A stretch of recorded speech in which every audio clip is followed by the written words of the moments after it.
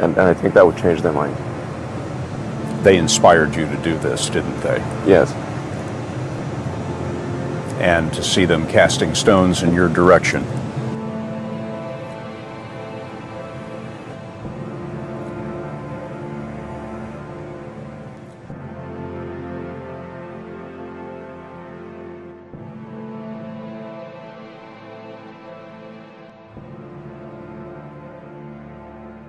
Critics say you can't do this. Your answer to them is, we've done it.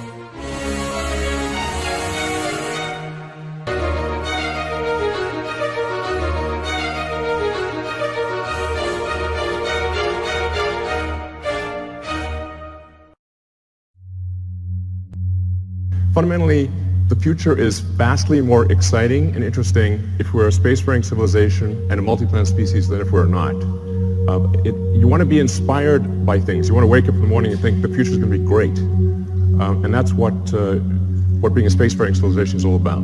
It's about believing in the future and thinking that the future will be better than the past. And I can't think of anything more exciting than going out there and being among the stars. This is the updated design for we're sort of searching for the right name, but the code name at least is BFR.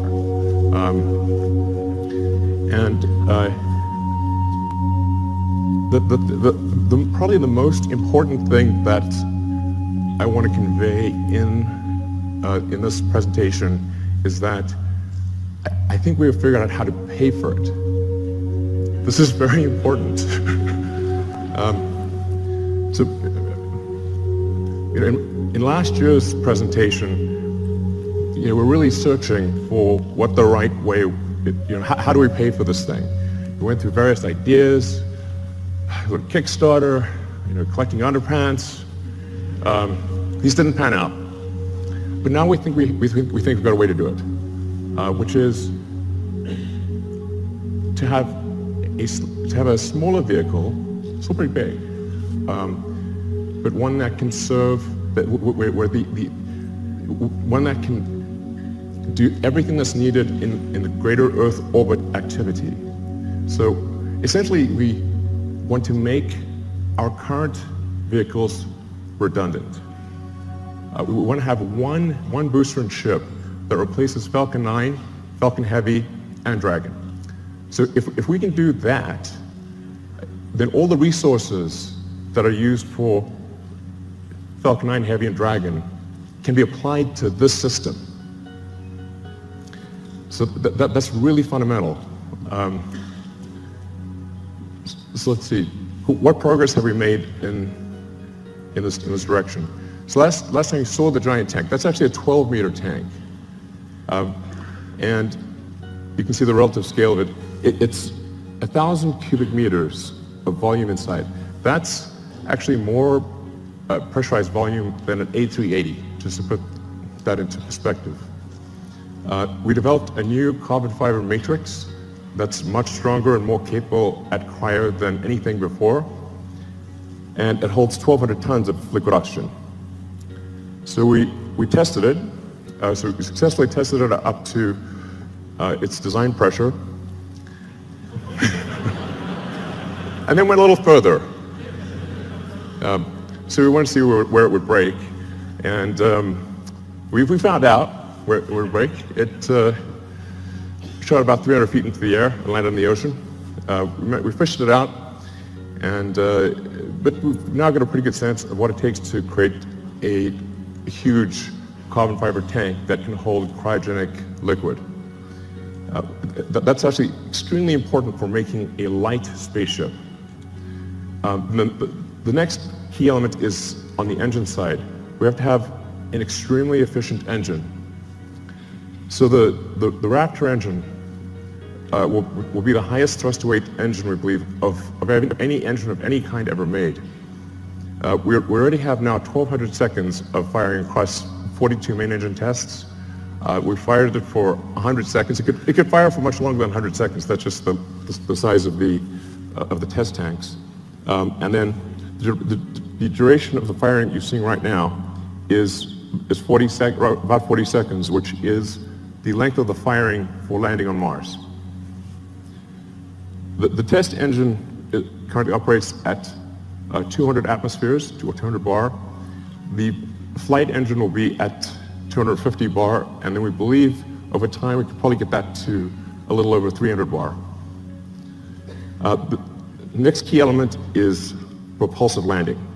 So in order to land on a place like the moon where there is no atmosphere and certainly no runways, or to land on Mars where the atmosphere is too thin to land, even if there were runways to land with a wing, you really have to get propulsive landing perfect.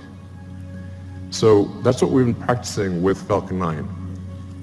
So this is just a series of landing videos. I think these are quite mesmerizing. But we now have 16 successful landings in a row. And that's with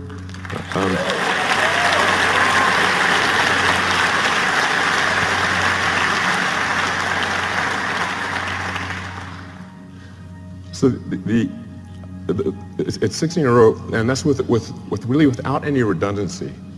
So Falcon 9 lands on a single engine. The final landing is always done with a single engine, whereas BFR will always have multi-engine out capability. So if you can get to a very high reliability with even a single engine, and then you can land and then you can land with either of two engines, I think we can get to a landing reliability that is on par with the safest commercial airliners. So you can essentially count on the landing. It's not like you want minimum pucker factor on landing. And it can land with also very high precision. In fact, we believe the precision at this point is good enough for false landing that we do not need legs for the next version. It will literally land with so much precision, it will land back on its launch mounts. So the launch rate is also is increasing exponentially. Particularly when you take tanking or refilling on orbit into account, and taking the idea of establishing a self-sustaining base on Mars or the Moon or elsewhere, seriously, you need ultimately thousands of ships and tens of thousands of retanking or refilling operations, which means you need many launches per day. You really need to be looking, in terms of how many landings are occurring, you need to be looking at your watch, not your calendar. So while this is quite a high launch rate that we're talking about here, by conventional standards, it's still a very small launch rate compared to what will ultimately be needed. But just for those who are unfamiliar with how many orbital launches occur every year, it's approximately 60 orbital launches occur per year, which means if SpaceX does do something like 30 launches next year, it'll be approximately half of all orbital launches that occur on Earth. The next thing is automated rendezvous and docking. So in order to retank or refill the spaceship in orbit, you have to be able to rendezvous and dock with the spaceship with very high precision and transfer propellant. So that's one of the things that we've perfected with Dragon. Dragon 1 will do an automated rendezvous and docking without any pilot control to the space station. Dragon 1 currently uses the Canadarm for the final placement onto the space station. Dragon 2, which launches next year, will not need to use the Canadarm. So Dragon 2 will directly dock with the space station. And it can do so with zero human intervention. You just press go and it will dock. Dragon has also allowed us to perfect heat shield technology. So when you enter at high velocity, you'll melt almost anything. The reason meteors don't reach Earth is they melt or disintegrate before they reach the ground, unless they're very big. So you have to have a sophisticated heat shield technology that can withstand unbelievably high temperatures, and that's what we've been perfecting with Dragon, and also a key part of any planet colonizing system. Next slide. So Falcon 1, this is where we started out. A lot of people really only heard of SpaceX relatively recently. So they may think, say, Falcon 9 and Dragon just instantly appeared, and that's how it always was. But it wasn't. We started off with just a few people who really didn't know how to make rockets.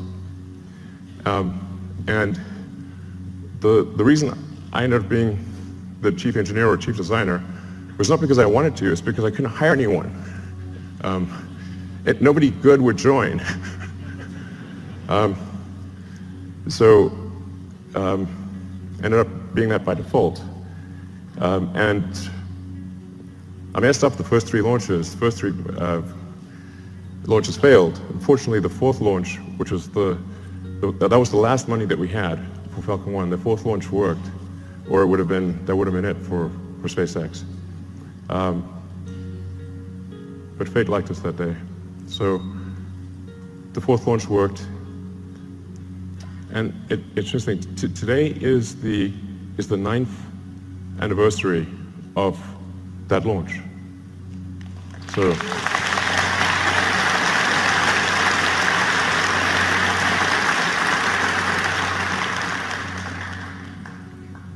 I didn't realize that until I was told that just earlier today, but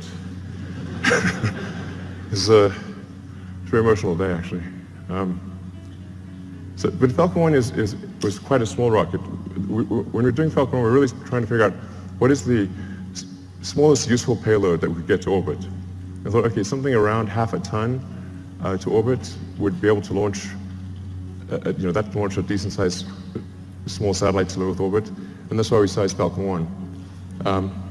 But it's really quite small compared to Falcon 9. So Falcon 9, particularly when you factor in payload, Falcon 9 is many times more, it's sort of on the order of 30 times more payload than Falcon 1. And Falcon 9 has reuse of the primary booster, which is the most expensive part of the rocket, and hopefully soon reuse of the fairing, the big nose cone at the front. So we think we can probably get to something like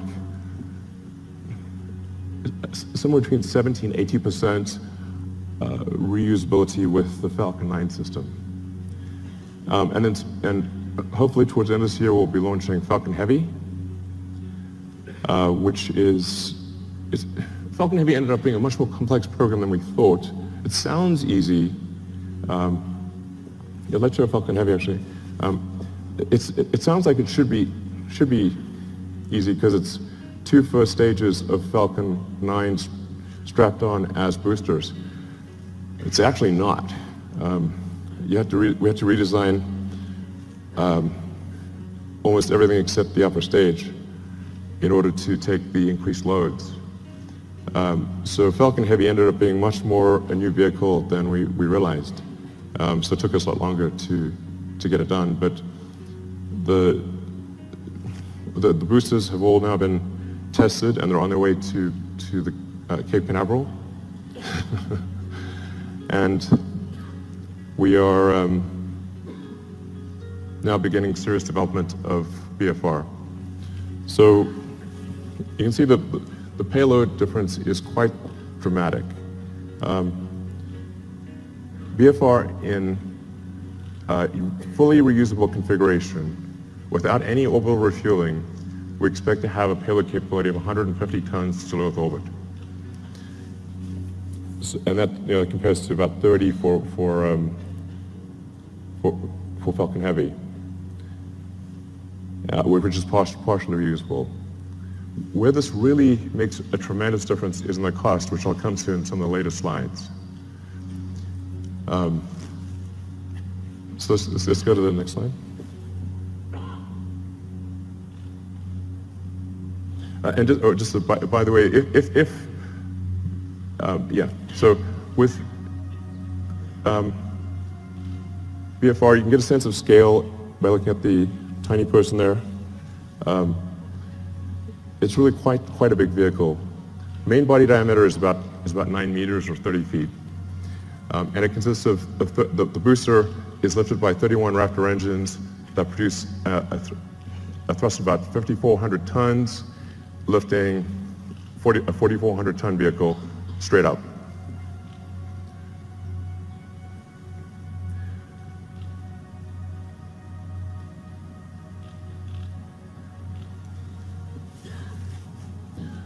So then, just the basics about the ship: 48-meter length, dry mass we're expecting to be about 85 tons.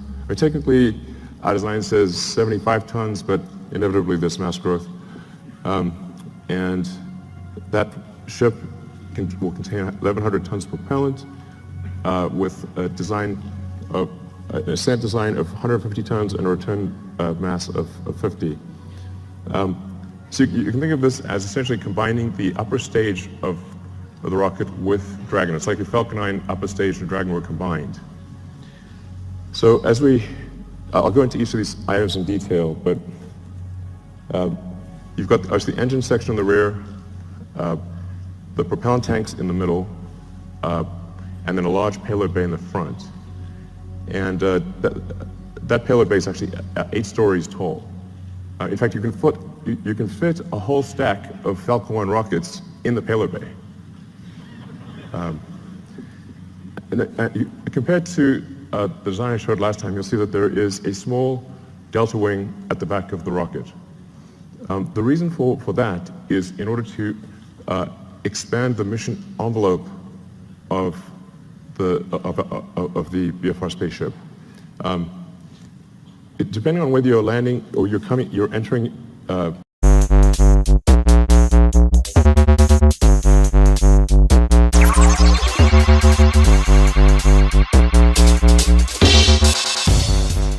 Essentially combining the upper stage of the rocket with Dragon. It's like the Falcon 9 upper stage and Dragon were combined. So I'll go into each of these items in detail, but you've got the engine section in the rear, the propellant tanks in the middle, and then a large payload bay in the front. And that payload bay is actually 8 stories tall. In fact, you can fit a whole stack of Falcon 1 rockets in the payload bay. Compared to the design I showed last time, you'll see that there is a small delta wing at the back of the rocket. The reason for that is in order to expand the mission envelope of the BFR spaceship. Depending on whether you're landing or you're entering a planet or a moon that has no atmosphere, a thin atmosphere, or a dense atmosphere, and depending on whether you're re-entering with no payload in the front, a small payload, or a heavy payload, you have to balance the rocket out as it's coming in. And so the delta wing at the back, which also includes a split flap for pitch and roll control, allows us to control the pitch angle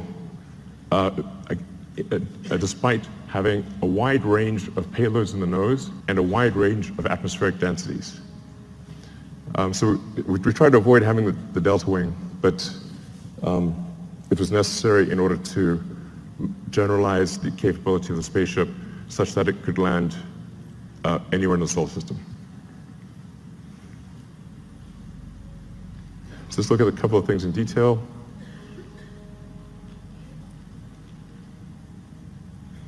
So the cargo area has a pressurized volume of 825 cubic meters.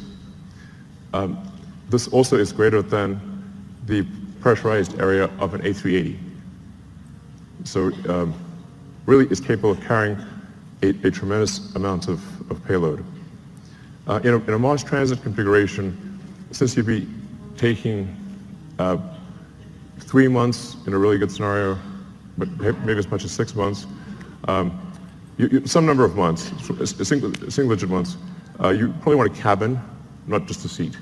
So the Mars transit configuration consists of 40 cabins, and it sort of depends on, you could conceivably have 5 or 6 people per cabin if you really want to cram people in. But I think mostly we would expect to see 2 to 3 people per cabin. And so normally about 100 people per flight to Mars. And then there's a central storage area, galley, and a solar storm shelter, entertainment area, and I think probably a good situation for at least BFR version 1. Then going to the main body of the vehicle, the center body area.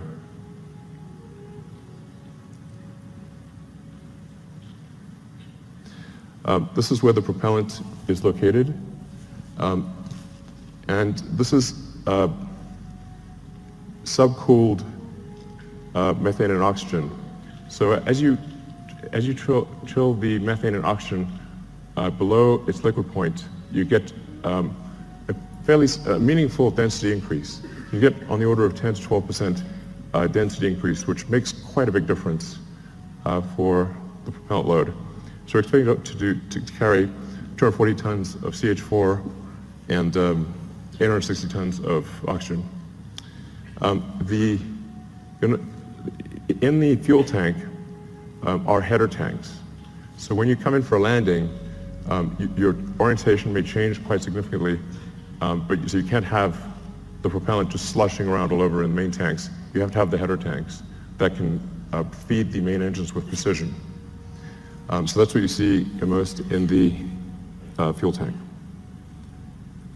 Then the engine section.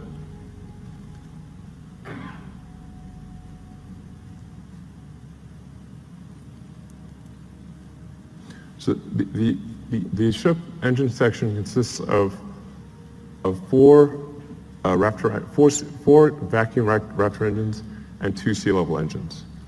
So all 6 engines are capable of gimbaling. The engines with the high expansion ratio have a relatively smaller gimbal area or gimbal range and a slower gimbal rate. The 2 center engines have a very high gimbal range and can gimbal very quickly. And you can land the ship with either one of the 2 center engines. So when you come in for a landing, it will light both engines, but if one of the center engines fails at any point, it will be able to land successfully with the other engine. And then within each engine, there's a great deal of redundancy. So we want the landing risk to be as close to zero as possible. And then some basic stats about the engines. The sea-level engines are about a 330 ISP at sea level. The upper stage engine is 375. Now, this is version 1. So I think over time, there's potential to increase that specific impulse by 5 to 10 seconds. And as I was mentioning, also increase the chamber pressure by 50 bar or so. And then for refilling, we just saw the two ships would actually mate at the rear section. They would use the same mating interface that they used to connect to the booster on liftoff. So we'd reuse that mating interface and reuse the propellant fill lines that are used when the booster is, when the ship is on the booster. And then to transfer propellant, it becomes very simple. Use control thrusters to accelerate in the direction that you want to empty. So, if you accelerate in this direction, propellant goes that way, and you transfer the propellant very easily into from the tanker to the ship. So going to rocket capability. This gives you sort of a rough sense of rocket capability, starting off at the low end with the Falcon 1 at a half-ton, and then going up to BFR at 150. So I think it's important to note that the BFR has more capability than Saturn V, even with full reusability. But here's the really important fundamental point. Let's look at the launch cost.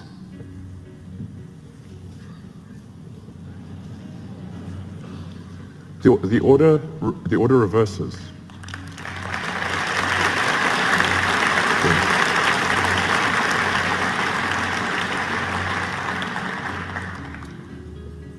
Now, at first glance, this may seem ridiculous, but it's not. The same is true of aircraft. If you bought, say, a small single-engine turboprop aircraft, that would be $1.5 to $2 million. To charter a 747 from California to Australia is $500,000 there and back. The single-engine turboprop can't even get to Australia. So a fully reusable system, like a fully reusable giant aircraft like a 747, costs a third as much as an expendable tiny aircraft. In one case, you have to build an entire aircraft. In the other case, you just have to refuel something. So it's really crazy that we build these sophisticated rockets and then crash them every time we fly. This is mad.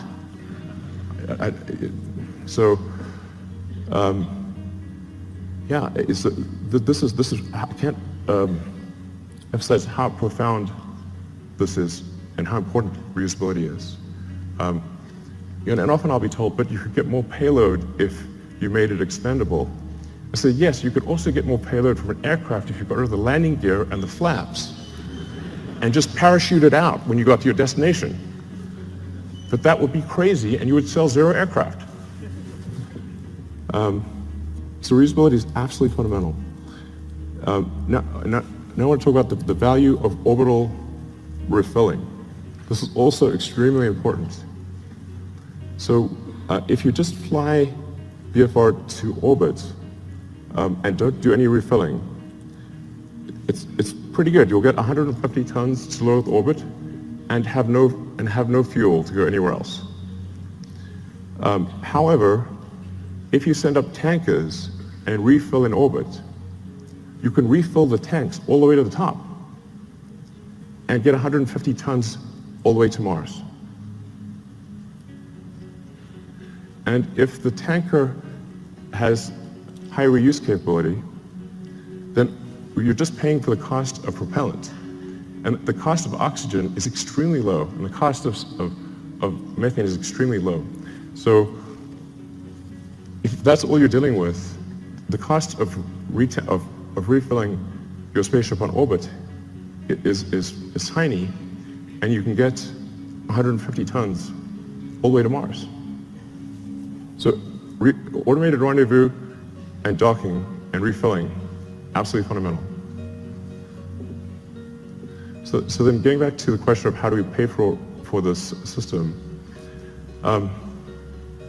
this was really, I said, quite a profound, I wouldn't call it a breakthrough, but realization that if we can build a system that cannibalizes our own products, makes our own products redundant, then all of the resources, which are quite enormous, that are used for Falcon 9 Heavy and Dragon, can be applied to one system. Some of our customers are conservative, and they want to see BFR fly several times before they're comfortable launching on it. So what we plan to do is to build ahead and have a stock of Falcon 9 and Dragon vehicles, so that customers can be comfortable. If they want to use the old rocket, the old spacecraft, they can do that, because we'll have a bunch in stock. But all of our resources will then turn towards building BFR. And we believe that we can do this with the revenue that we receive for launching satellites and for servicing the space station. So going to the satellites portion, the size of this being a 9-meter diameter vehicle is a huge enabler for new satellites. We can actually send something that is almost 9 meters in diameter to orbit. So for example, if you want to do a new Hubble, you could send a mirror that has 10 times the surface area of the current Hubble as a single unit. It doesn't have to unfold or anything. And or you can send a large number of small satellites. You can do whatever you like. You can actually also go around and, if you wanted to collect old satellites or clean up space debris, you can just use the sort of chomper over there and go around and collect satellites or collect space debris if you want. So that may be something we have to do in the future. But that fairing would open up and retract and come back down. So it enables launching of Earth satellites that are significantly larger than anything we've done before, or significantly more satellites at a time than anything that's been done before. It's also intended to be able to service the space station.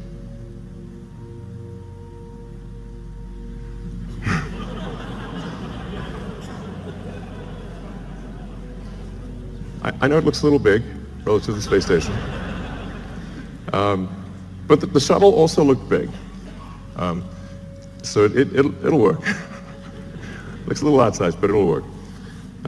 So it'll be capable of doing what Dragon does today in terms of transporting cargo, and what Dragon 2 will do in terms of transporting crew and cargo. So do the space station servicing. It can also go obviously much further than that, like for example the moon. Based on the calculations we've done, we can actually do lunar surface missions with no propellant production on the surface of the moon. So if we do a high elliptic parking orbit for the ship and retank in a high elliptic orbit, we can go all the way to the moon and back with no local propellant production on the moon. So I think that would enable the creation of moon base alpha or some sort of lunar base.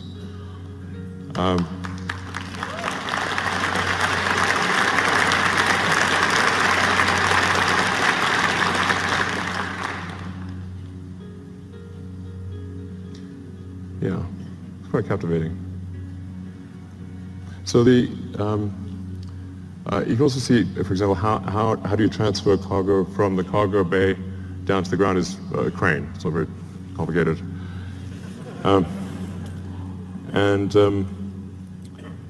Yeah, but so this will enable the creation of a lunar base. And it's 2017. I mean, we should have a lunar base by now. What the hell's going on?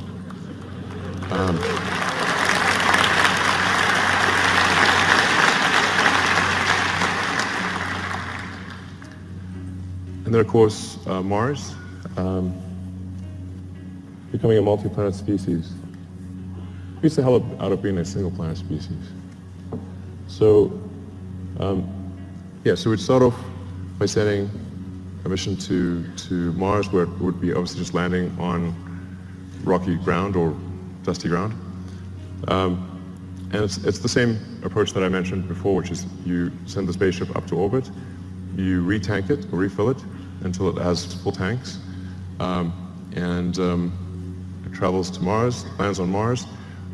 For Mars, you will need local propellant production, but Mars has a CO2 atmosphere and plenty of water ice. That gives you CO2 and H2O, so you can make therefore CH4 and O2 using the Sabatier process, or probably Sabatier process. And I should mention that long term, this can also be done on Earth. So sometimes I get some sort of criticism for why are you using combustion in rockets and you have electric cars? Like, well, there isn't some way to make an electric rocket. I wish there was. But in the long term, you can use solar power to extract CO2 from the atmosphere, combine it with water, and produce fuel and oxygen for the rocket. So the same thing that we would do on Mars, we could do on Earth in the long term. But that's essentially what happens. Similar to the moon, you land on Mars. But the tricky thing with Mars is we do need to build a propellant depot to refill the tanks and return to Earth. But because Mars has lower gravity than Earth, you do not need a booster. So you can go all the way from the surface of Mars to the surface of Earth just using the ship. Albeit you need to go to a max payload number of about 20 to 50 tons for the return journey to work. But it's a single stage all the way back to Earth. And I'll show you so this is the true physics simulation.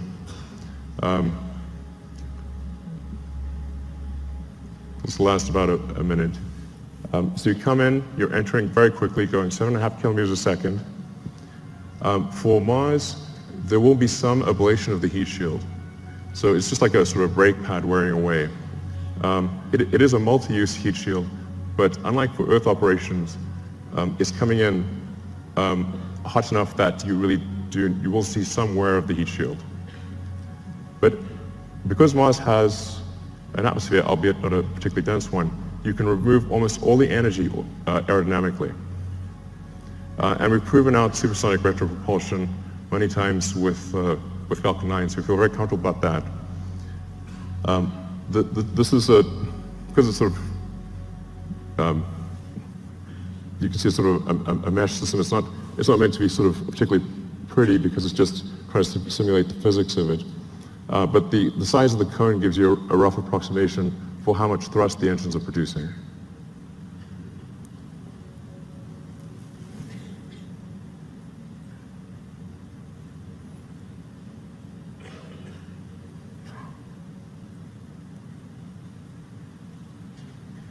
That's not a typo. Although it is aspirational. So we've already started building the system. The tooling for the main tanks has been ordered. The facility is being built. We will start construction of the first ship around the second quarter of next year, so in about 6 to 9 months, we should start building the first ship. I feel fairly confident that we can complete the ship and be ready for launch in about 5 years. 5 years seems like a long time to me.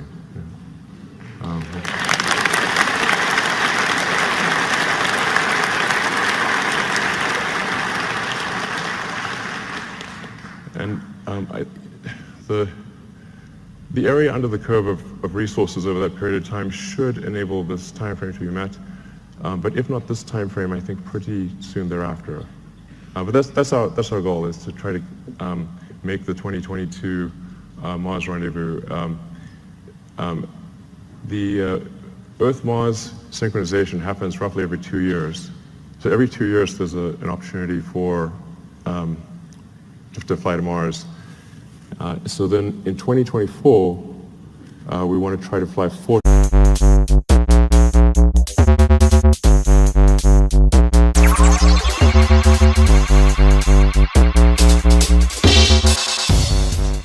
ship. I feel fairly confident that we can complete the ship and be ready for launch in about 5 years. 5 years seems like a long time to me.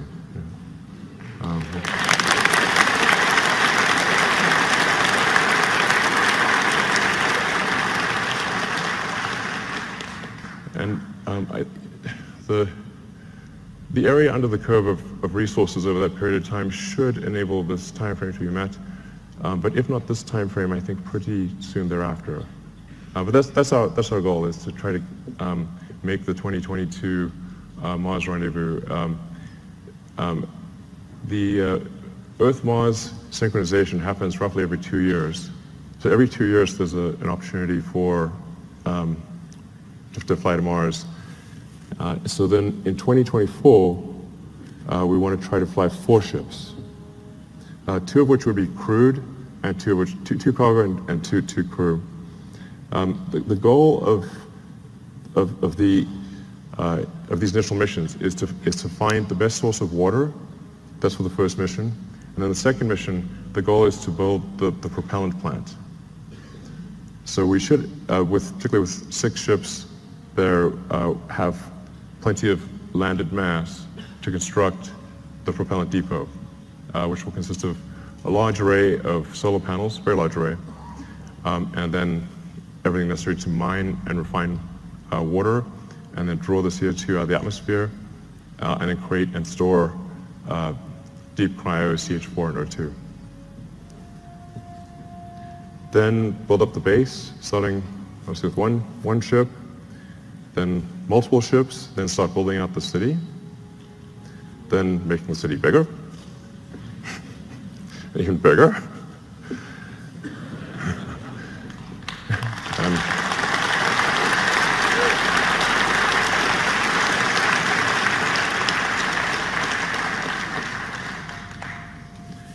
And over time, terraforming Mars and making it really a nice place to be.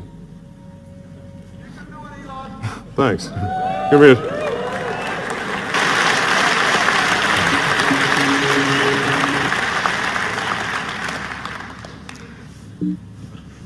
mountain.